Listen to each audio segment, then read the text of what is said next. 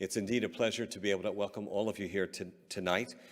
Mr. Ambassador and Mr. Ambassador, it is our honor to have you with us, and we are very touched that you could be with us.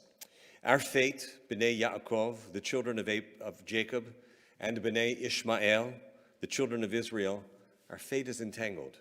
We are brothers, we are cousins, we're all B'nai Avraham, we're all children of Abraham. And as is true of most sibling relationships, it's complicated. As is true of most siblings, there may be a feeling of a need to compete for the parent's love. And as is true of most parents, the thing any parent wants most is for their children to get along. So tonight, we gather together in a spirit of friendship, a spirit of mutual respect.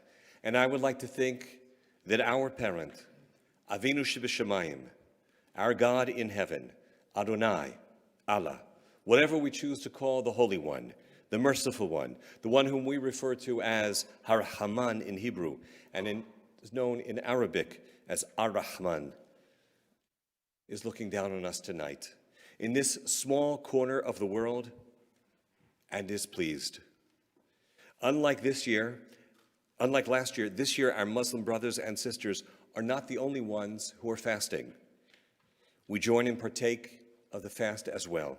For today coincides with Ta'anit Esther, the fast of Esther, a day which is set aside to commemorate the time when she asked her fellow Jews throughout the province of Shushan and of Persia to pray on her behalf as she was about to intercede and go in to ask the king for mercy, to ask the king to revoke Haman's plan to destroy and annihilate the Jews. So why did she do that? Why did she ask them to fast and to pray? Not just because she wanted them to pray for her, but also because she didn't want to face the king alone. Knowing there were others who cared about her fate gave her the confidence and the courage that she needed at that special moment. Being here tonight is an act of courage. It shouldn't be, but it is. And you should know there was hate messages we received earlier today, phone and email messages. We have an increased presence of police for that very reason, because there are those who don't want this kind of cooperative experience to occur.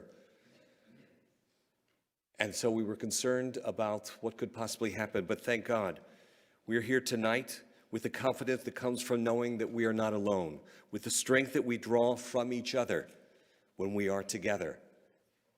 And so, as this day of fasting soon will come to an end, I pray that our fast will make us hungry for peace, that it will make us hungry for truth, hungry for understanding and for compassion.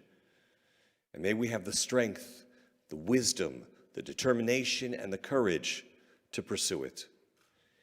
We are not, nor do we wish to appear to be ignorant or naive or oblivious to what's happening in the world around us.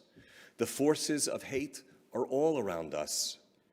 And sadly, they are growing louder every day, and they are the ones who seem to dominate the public discourse.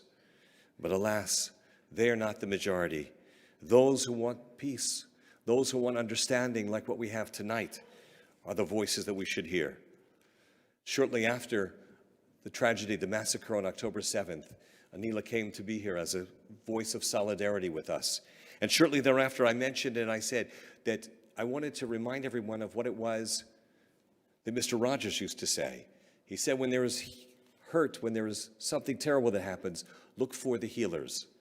And similarly, we look to be the healers.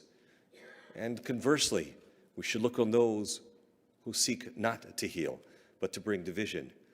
So the forces of hate are all around us. They seek to drown out the voices of tolerance. They wish to smash the bridges of understanding that we seek to create. And so your presence here tonight, the distinguished guest that we have with us at this Iftar, is an antidote to those efforts. And we will not let the voices of hatred, of animosity or prejudice prevail in any way. We do this not by ignoring and not by setting aside our differences, but by celebrating that which we have in common while cherishing that which makes us unique and distinguishes us from each other and makes us different. In our own quiet way, what we're doing is lighting a candle and thereby bringing light to the very hope that the haters seek to extinguish. We illuminate the darkness they so desperately wish would envelop the entire world. Our world has changed a great deal since the Interfaith Iftar that we held last year. There's a war that's going on and raging in the Middle East, where the terrible terrorist attack, a massacre, which occurred in the southern part of Israel. And of course, as we know, we're now almost at 5.5 months when hostages have been taken from their homes. And so we mourn all of that. We mourn the tragic loss of innocent lives and abhor terror and the repressive forces which are aligned with it. And we stand on the side of those who wish for conflict to end. In June, I led a delegation of rabbis as guests of the governments of Bahrain and of the United Emirates to Abu Dhabi and Dubai and to Bahrain. And I was able to see firsthand the product of what can happen when a people and its leaders choose to embark on the path of enlightenment, and how people can flourish and thrive in an open environment. And so, reflecting on the promise of that moment, reflecting on the promise of all that I saw and witnessed, I imagined and thought to myself, this must be how Moses felt when he looked out and he saw the promised land. I feel as if I've been blessed.